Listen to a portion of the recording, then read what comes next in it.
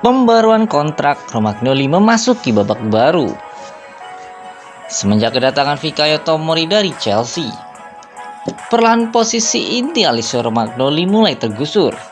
Sebuah situasi yang memunculkan rumor jika sang kapten tim akan pergi saat kontraknya habis pada akhir musim ini. Meski Romagnoli tak mendapatkan menit bermain seperti beberapa musim sebelumnya, namun ia tetaplah dibutuhkan oleh Milan. Stefano Pioli masih sering memainkannya untuk mengistirahatkan salah satu dari Simon Kjær dan Fikayo Tomori. Jelas saat ini keinginan klub adalah memperbarui kontrak bek 26 tahun itu. Mengutip laporan dari Fabrizio Romano, pembaruan kontrak Romagnoli akan segera memasuki babak baru. Dalam laporannya tersebut, Romano mengungkapkan jika Milan telah menjadwalkan pertemuan dengan Raiola untuk membahas masa depan Romagnoli. Sikap profesional sang pemain telah membuatnya sangat dihormati oleh para petinggi klub. Dalam kontrak barunya nanti, Alessio Romagnoli akan mendapatkan penurunan gaji dari yang saat ini sekitar 5,5 juta euro menjadi 3,5 juta euro per musim. Sang kapten sendiri kabarnya masih ingin bertahan di San Siro dan akan memperjuangkan lagi tempatnya di tim utama rossoneri.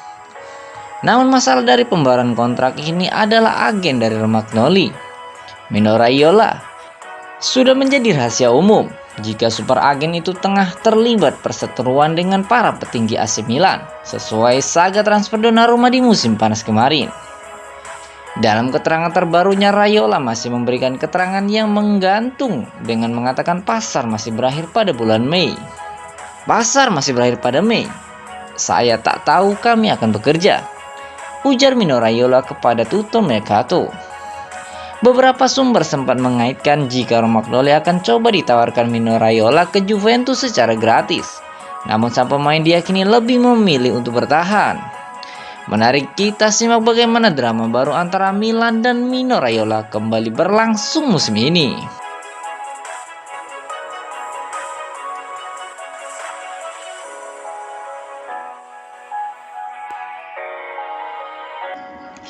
Kondisi terkini cedera Ismail Bennacer. Ismail Bennacer menjadi tumbal dalam pertandingan Aljazair versus Burkina Faso yang berkesudahan dengan skor sama kuat 2-2. Dengan 14 poin yang terkumpul, Aljazair berhak lolos ke putaran final Piala Dunia Qatar tahun depan. Adapun Bennacer tampil sebagai starter dalam pertandingan ini dan tak bisa menyelesaikan pertandingan karena mengalami cedera dan ditandu keluar di lapangan.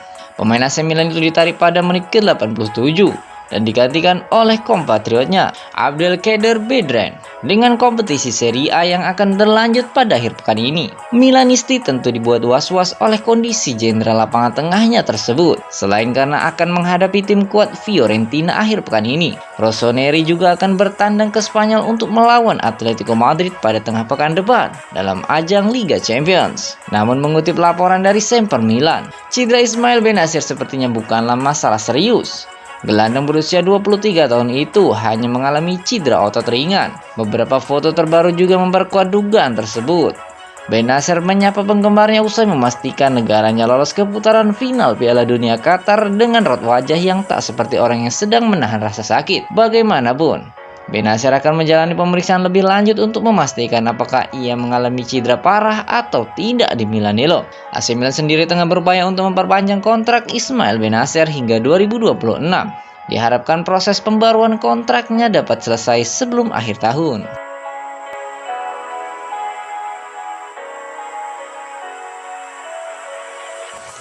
Yacine Adli akan datang lebih cepat.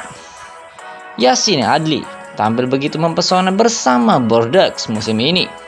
Dari 13 pertandingan, pemain sepak bola berusia 21 tahun itu telah terlibat dalam terciptanya 4 gol Les Girondins. Yacine Adli sendiri secara de facto adalah pemain AC Milan.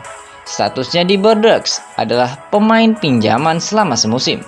Ia merupakan salah satu syarat dari proses transfernya ke Milan pada musim panas kemarin. Menukil laporan dari La Gazzetta dello Sport, kesepakatan antara Milan dan Bordeaux dapat direvisi jika perlu. Manajemen tahu bahwa Franck Kessie dan Ismail Bennacer akan pergi selama beberapa minggu di bulan Januari karena mereka masing-masing mewakili Pantai Gading dan Aljazair untuk Afrika Cup. Sepeninggal Kessie dan Bennacer, lini tengah Rossoneri tinggal menyisakan Sandro Tonali, Timo Bakayoko, dan Rade Krunic. Dari ketiga nama tersebut hanya Tonali yang penampilannya sesuai standar Milan saat ini. Selain itu, dengan budget transfer yang serba terbatas, Paolo Maldini tentu akan kesulitan dalam menemukan pemain tengah yang berkualitas.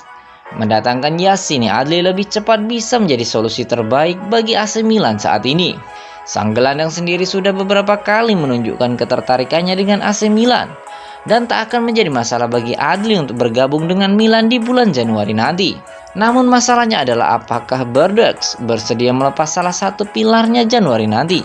Yassine Adli, meskipun masih bau kencur, adalah pemain tak tergantikan di skuad Vladimir Petrovic. Kepergian Yassine Adli tentu akan menjadi pukulan telak bagi Bordeaux yang tengah berjuang untuk lolos dari jerat zona degradasi Liga 1 musim ini. Patut kita tunggu bagaimana jurus Paolo Maldini untuk menyelesaikan masalah ini.